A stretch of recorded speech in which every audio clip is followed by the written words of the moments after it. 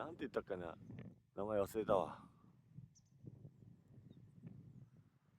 スコトンの一個手前ぐらいの港。ここカメラじゃわからんもんね、やっぱいまいちわからんわ。大概は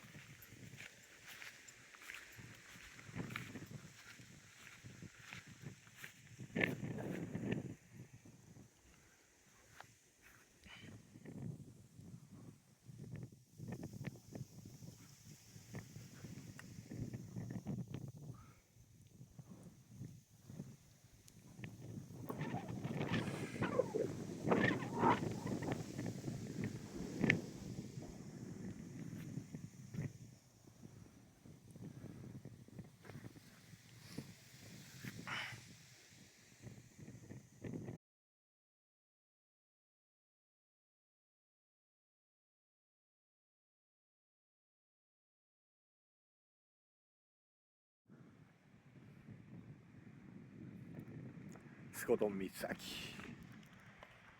トド島、トド島。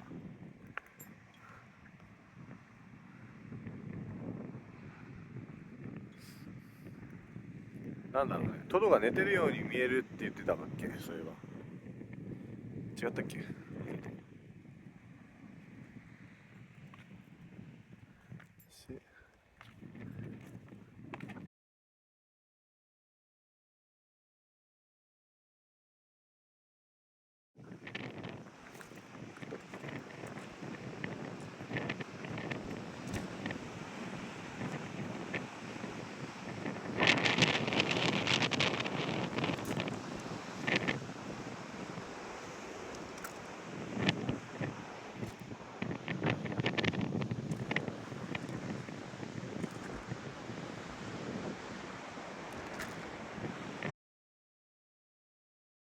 昨日通報があったけん、せっかくだけど映しとってやった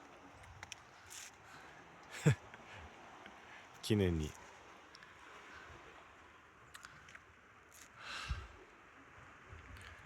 なんもねえけどね。でもここらへん